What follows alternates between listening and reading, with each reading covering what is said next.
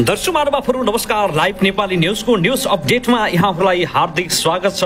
देशभरका विभिन्न महत्त्वपूर्ण समाचार समसामयिक राजनीतिक घटनाक्रमबारे उपस्थित भएका छौं। भिडियोलाई अन्तिमसम्म हेर्नुहोला।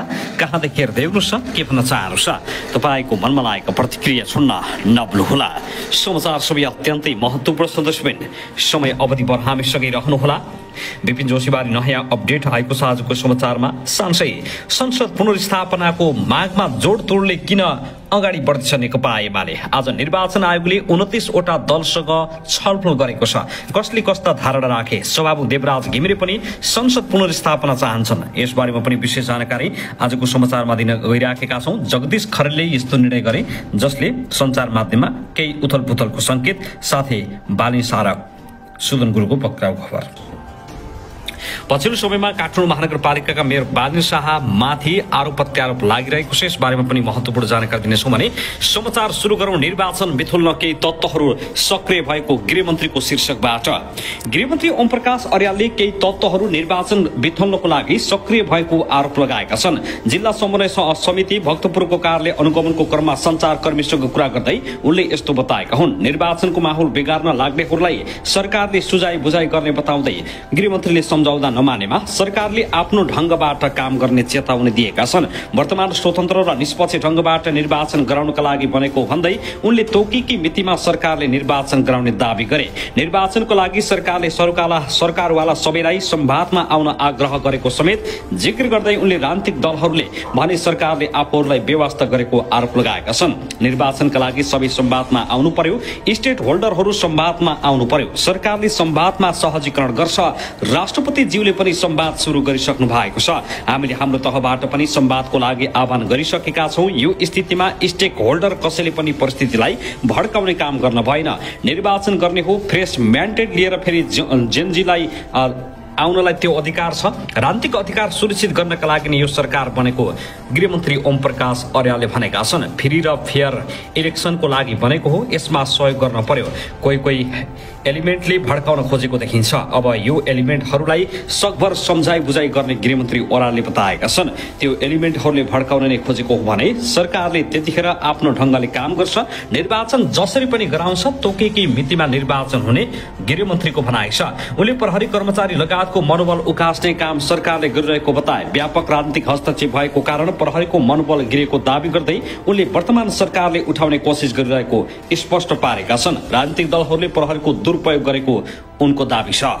त्यसैगरी पनि संसद प्रतिनिधि सभा पुनर्स्थापना गरिए जेनजी पुस्ताले उठाएका माग तत्काल पूरा गर्न सकिने सभामुख देवराज घिमिरेले बताएका छन्। नेपाल बार एसोसिएसनका पदाधिकारीसँगको छलफलका क्रममा बिहिबार सभामुख घिमिरेले जेनजीले उठाएका संविधान संशोधन लगायतका माग पूरा गर्नका लागि संसद पुनर्स्थापना हुनुपर्ने बताएका छन्। प्रतिनिधि सभा विघटन विरुद्ध रिट निवेदन लिएर सर्वोच्च अदालत जाने कि नजाने भनी नेपाल बारका पदाधिकारीलाई सभामुखले आज बिहिबार छलफलमा बोलाएका थिए। छलफलका क्रममा अध्यक्ष वरिष्ठ अधिवक्ता विजय मिश्र, महासचिव वरिष्ठ अधिवक्ता केदार कोइराला लगायत सहभागी थिए। सिंहदरबार स्थित सभामुखको कार्यकक्षमा भएको छलफलमा घिमिरेले जेनजी पुस्ताले उठाएका माग तत्काल पूरा गर्नका लागि पनि संसद पुनर्स्थापना आवश्यक रहेको उनको भनाइ छ। संसद पुनर्स्थापना भयो भने वर्तमान जनादेशलाई निरन्तरता दिँदै तत्काली जेनजी पुस्ताको माग तथा राजनीतिक सामाजिक र सुशासनका एजेन्डा संसद र सरकार मार्फत संवैधानिक विधिबाटै सम्बोधन गर्न सकिने अवस्था सिर्जना हुन्छ। संविधान अनुसार नयाँ निर्वाचन सम्पन्न नगरेसम्म कार्यकारी र विधायिकताको पुनर्संरचना सम्भव हुँदैन। त्यसपछि मात्रै संविधान संशोधनको प्रक्रिया प्रारम्भ हुन सक्छ। यो दीर्घकालीन प्रक्रिया हो। कम्तीमा एक निर्वाचन चक्र अर्थात् करिब 6 वर्षको अवधिमा मात्रै शासन व्यवस्थाको स्वरूपमा परिवर्तन हुन सक्ने देखेको छु।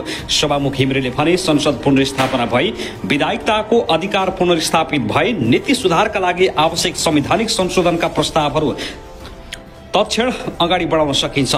तसर्थ संसद पुनर्स्थापना जेनजी पुस्ताका लागि पनि फलदायी हुन सक्छ। मुलुकलाई छिटोभन्दा छिटो लयमा फर्काउन जोड दिएका छन्। सरकारको सिफारिसमा भदौ 27 मा प्रतिनिधि सभा विघटन गरी आगामी फागुन 21 गतेका लागि चुनाव घोषणा गरिएको छ। सभामुख घिमिरेले भने उक्त चुनावबाट आएको प्रतिनिधिले जेनजीले माग गरे चाहिँ संविधान संशोधन गर्न नसक्ने ठोकुवा गरेका छन्। सभामुख घिमिरेले प्रतिनिधि सभा विघटन विरुद्ध रिट लिएर सर्वोच्च अदालत जाने कि नजाने भन्ने निष्कर्षमा भने पुगिसकेका छैनन्। सभामुख घिमिरेका प्रेस विज्ञ शेखर अधिकारीका अनुसार मुद्दामा जाने कि नजाने भन्ने बारे राजनीतिक दल, कानूनी व्यवसायी, संविधानविद लगायतका सरकारवालासँग परामर्श जारी राखेका छन्। बारका पदाधिकारीलाई सभामुखले प्रतिनिधि सभा विघटन विरुद्ध कानूनी, राजनीतिक र व्यावहारिक रूपमा कसरी अगाडि बढ्न सकिन्छ भनेर सुझाव मागेका थिए। बारका अध्यक्ष मिश्रले संविधान र व्यवस्था जोगाउन सजग बनेर अगाडि बढ्नुपर्ने सुझावलाई सभामुखले ध्यान आकर्षण गराएका छन्। जनप्रतिनिधिबाट संविधान निर्माण गर्ने, मुलुकको 7 दशक र हजारौंको बलिदानीबाट निर्मित संविधान जोगाउनु पर्ने मिश्रको सुझाव छ। फागुन 21 मा तोकिएको चुनाव हुनेमा अध्यक्ष मिश्रले आशंका व्यक्त गरेका थिए। माओवादी जनयुद्धमा 17,000 शहीद, 20,000को बलिदानीबाट आएको संविधान हो। संविधान र राष्ट्र जोगाउनु पर्छ। शान्ति, सुरक्षा आदि इत्यादिले गर्दा तोकिएको समयमा चुनाव हुने देखिँदैन। मिश्रको भनाई उद्धृत गर्दै सभामुखका प्रेस विज्ञ अधिकारीले भने संविधानभित्रै निकास खोजेर जाँदा श्रीलङ्कामा समस्या उत्पन्न भयो। चुनाव गरेर संविधान बाहिर जाँदा बंगलादेशमा चुनाव अनिश्चित छ। बारका महासचिव कोइरालाले नेपाल बारले सुरुमै नै संसद विघटनको विरोध गर्दै विज्ञप्ति जारी गरेको स्मरण गराएका छन्।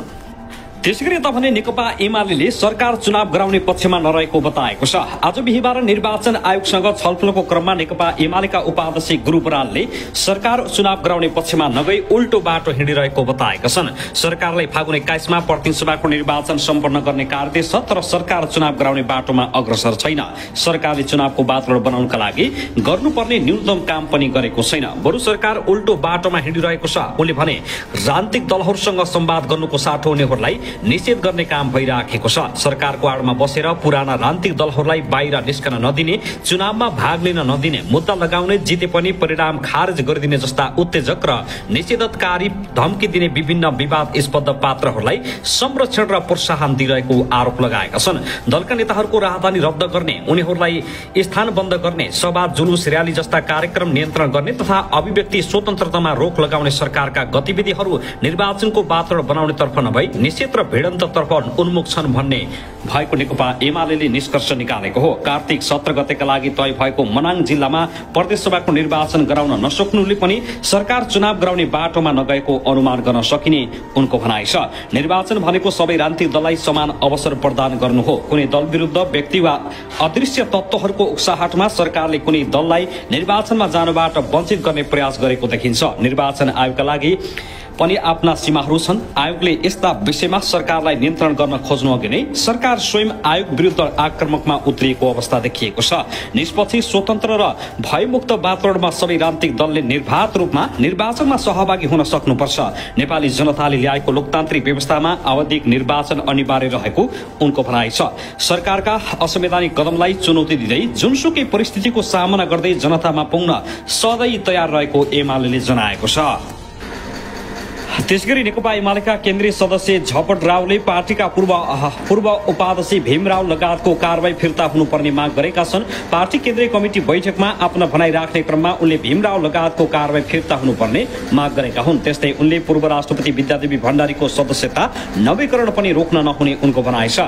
विद्या भण्डारीको सदस्यता नवीकरण रोक्न हुँदैन, भीमराव लगायत सबैको कारबाही फिर्ता हुनुपर्छ बैठकमा रावले भने। उनले नेकपा एमालेका सबै सदस्यहरू भागेर लुकेकाहरू भएको भन्दै यथार्थपरक बन्न पनि आग्रह गरेका छन्। हामी सबै भागेर लुकेकाहरूको भेला हो, यथार्थपरक बनाऊ राहुलको आग्रह थियो। देश गम्भीर संकटमा छ, संविधान मूर्छित छ, लोकतान्त्रिक घाइते र कम्युनिस्ट आन्दोलन विघटनको मोडमा छ, घनघोर षड्यन्त्र र आकर्षणको सम्भावना टरेको छैन। जनता एकातिर हुँदा पार्टी सदस्यहरू भने अर्कोतिर हिँडिरहेको उनको भनाइ छ। पार्टीमा नेतृत्व हस्तान्तरण प्रक्रियालाई सहज रूपमा लिनुपर्छ।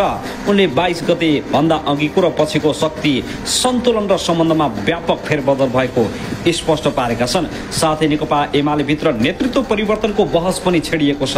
केही पदाधिकारीले भने एमाले अध्यक्ष केपी शर्मा ओलीले नैतिकताका आधारमा राजीनामा दिएर पुस्तान्तरण गर्नुपर्ने समेत आवाज उठाए, तर यसमा भने केन्द्रीय कमिटिका व्यापक नेताहरूले ओलीको पक्ष लिँदा विपक्षमा भने कमजोर देखिएको छ, जसले गर्दा सर्वे सर्वा केपी ओली बाहेक नेकपा एमालेमा अर्को कुनै पनि नेतृत्व आउन नसक्ने शङ्कर पोखरेलले बताएका छन्।